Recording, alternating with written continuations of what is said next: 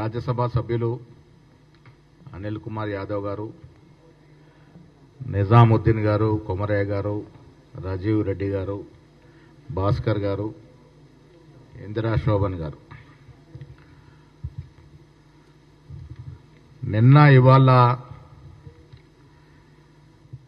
గౌరవ పార్లమెంట్ సభ్యులు ఈటెల రాజేందర్ రెడ్డి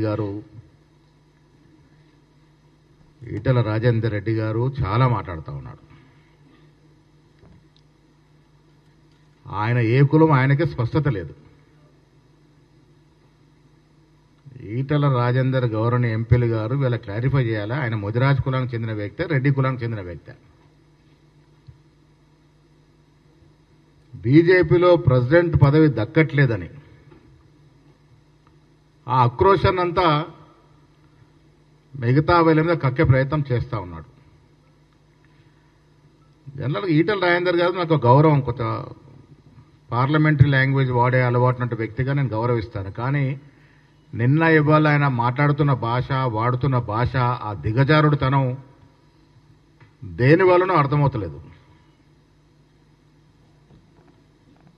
ఆయనకి పదవి రాకుండా కిషన్ రెడ్డి గారు అడ్డుపడితే ఆ ఆక్రోశం అంతా రేవంత్ రెడ్డి గారి మీద ఇస్తా ఉన్నాడు. ఏం భాష మాట్లాడుతున్నాడు ఒక ముఖ్యమంత్రి గురించి? ఒక పార్లమెంట్ సభ్యుడే ఉన్న వ్యక్తి మీ హయాంలో కాదా ఈ రాష్ట్రం దివాలా తీసింది? మీరు ఆర్థిక శాఖ మంత్రిగా పనిచేసిన సందర్భంలో ఈ రాష్ట్రము దివాలా తీసిన పరిస్థితి మీరు మర్చిపోయినరా?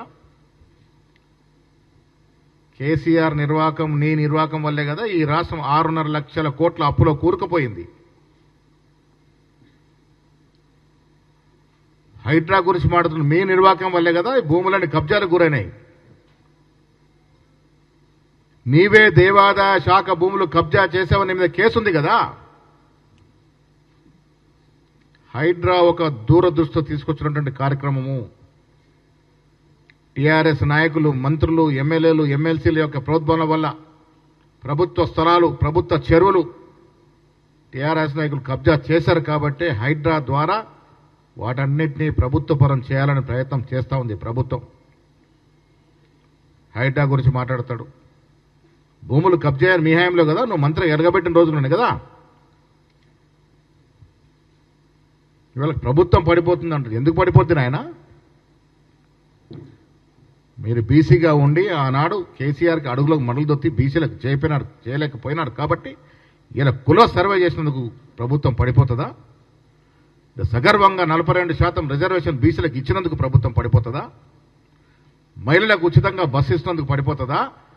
సన్న బియ్యాల కార్యక్రమం ప్రపంచ చరిత్రలో ఎక్కడ లేని విధంగా సన్న బియ్యాల కార్యక్రమం ప్రారంభించినందుకు పడిపోతుందా? 500 బోనస్ ఇచ్చినందుకు పడిపోతుందా? 60,000 ఉద్యోగాలు ఇచ్చినందుకు పడిపోతుందా? కేసీఆర్ హయాంలో చాతగాని మంత్రులుగా, దద్దమ్మలుగా ఉన్నటువంటి మీరు ఇక్కడ తీసి తగిలేసి మీరు బయటకు తన్నేస్తే బీజేపీ పార్టీలో పోయినారు. ఇలా బీజేపీలో ఇమడలేకపోతా ఉన్నారు. మళ్ళీ కేసీఆర్ వైపు చూస్తూ ఉన్నారా? అందుకే కేసీఆర్ బాటలో మాట్లాడుతూ ఉన్నారా మీరు? నాకు అనుమానం వస్తుంది మళ్ళీ ఈటెల రాజేందర్ గారు కేసీఆర్ వైపు చూస్తున్నారేమోనని. బీజేపీ రాష్ట్ర అధ్యక్ష పదవి రావట్లేదని ఆ అక్కస్తో కక్కస్తో ఇష్టం వచ్చిన రీతిలో మాట్లాడతానంటే చెల్లదు. ఒక పార్లమెంట్ సభ్యుడిగా ఉన్నావు, గౌరవంతో మాట్లాడి నేర్చుకోవాలి. ముఖ్యమంత్రిని పట్టుకొని ఇష్టారాజ్యంగా మాట్లాడతానంటే ఒక విజిలేస్తే చాలు. మేము మా కార్యకర్తలు ఏం చేస్తారో చూసుకో. సీనియర్ నాయకుడిగా ఉన్నావు, చాలా సందర్భంలో మీరు గౌరవంగా మాట్లాడడం చూశానండి. ఎందుకు ఇంతకు దిగజారి మాట్లాడుతూ ఉన్నారు రాజేందర్ గారు? పదవులు వస్తాయి పోతాయి, బీజేపీ అధ్యక్ష పదవి వస్తుందో రాదో ఆ అక్కస్తో మీరు ముఖ్యమంత్రి గారు మీరు మాట్లాడడం, మీరు వాడిన భాష చాలా ఆక్షేపణీయము.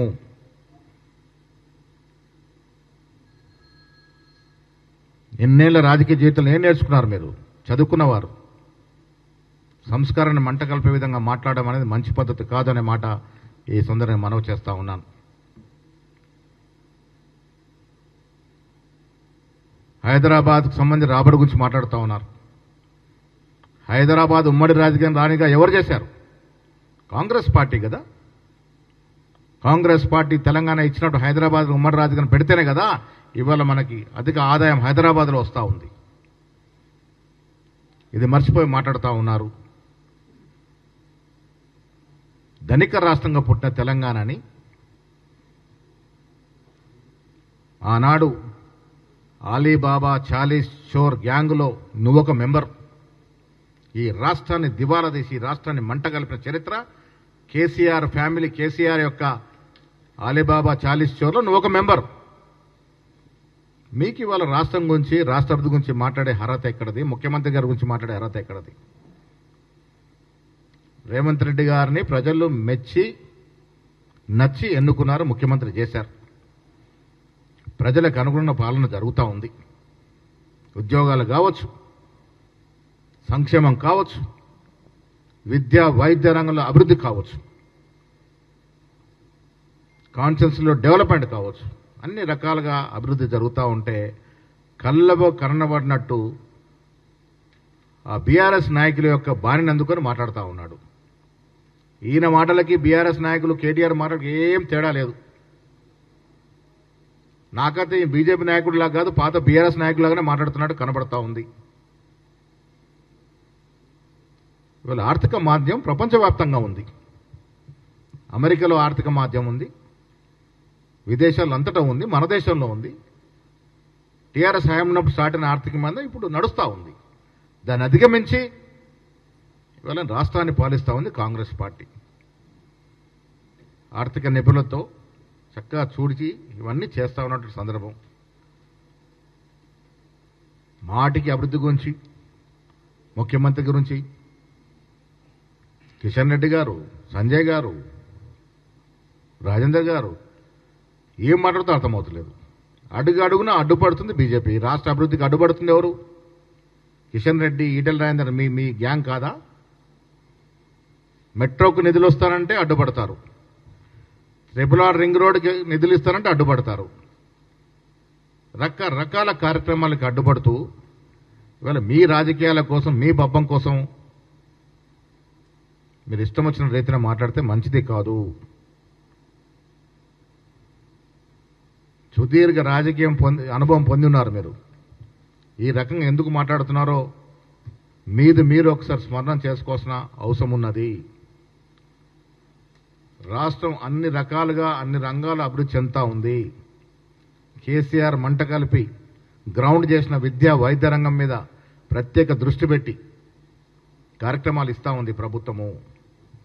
ఇది తెలుసుకోకుండా అడ్డం వచ్చినట్టుగా మాట్లాడుతూ ఉన్నారు, ఇష్టం వచ్చినట్టుగా మాట్లాడుతూ ఉన్నారు. ఎక్కడ ఒక అవకాశం దొరికితే చాలు విషం చుమ్ముతా ఉన్నారు. ఇది రాష్ట్ర ప్రజలు అర్థం చేసుకుంటా ఉన్నారు. నేను మళ్ళీ చెప్తా ఉన్నాను, మీరు బీసీ బిడ్డగా చెప్పుకుంటారు, మిమ్మల్ని ఎవరు బీసీ బిడ్డగా యాక్సెప్ట్ చేయట్లే.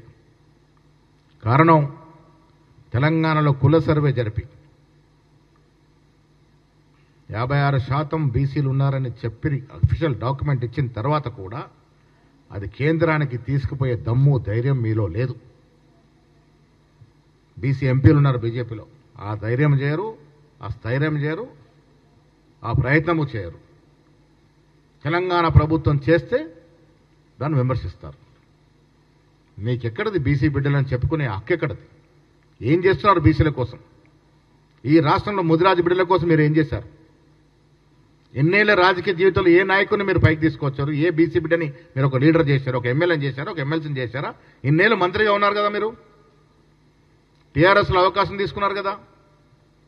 ఏ ఒక్క నాయకుడిని పైకి తీసుకొచ్చారు మీరు? మీరు బీసీల గురించి మాట్లాడతారు. సద్విమర్శ చెయ్యండి. మాకు, మా ముఖ్యమంత్రికి, మా మంత్రులకి భేషజాలు లేవు. తప్పులు ఎత్తి చూపండి, సరైన మార్గంలో, సరైన పద్ధతిలో సరిదిద్దుకుంటాం. ఇది ప్రజాస్వామ్య దేశం, ప్రజాస్వామ్యంలో ప్రభుత్వం నడుస్తూ ఉంది. మాకు అలవాటు ఉంది.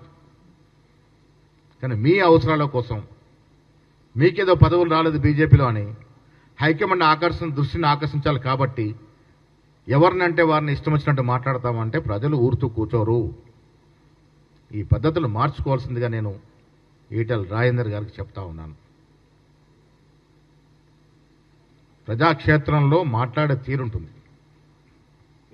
కేసీఆర్ గారు 10 ఏళ్లుగా ఈ రాష్ట్ర ప్రతిష్టని ఆయన మాడిన భాష ద్వారా దిగదార్చిండు. ఆ అలవాటు మీకు కూడా వచ్చినట్టుంది. ఈ భాష మాట్లాడితే ప్రజలు అట్రాక్ట్ అవుతారు, నాకేంతో పేరు ప్రతిష్టలు వస్తాయి అనుకుంటే అది పప్పులో కాలేసినట్టే.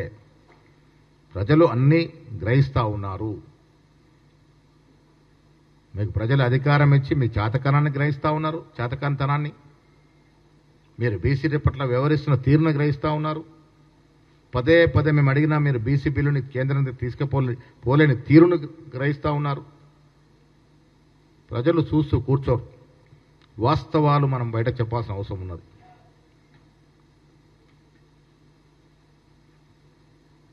ముఖ్యమంత్రి గారి మీద మీరు వాడిన భాష నీకు ఎన్నేళ్ల రాజకీయ అనుభవం ఉన్న నాయకుడు తగదుగాక తగదు. ఇక ముందు జాగ్రత్తగా మాట్లాడితే మంచిది అని నేను రాజేందర్ గారికి హితో పలుకుతా ఉన్నా. Thank you.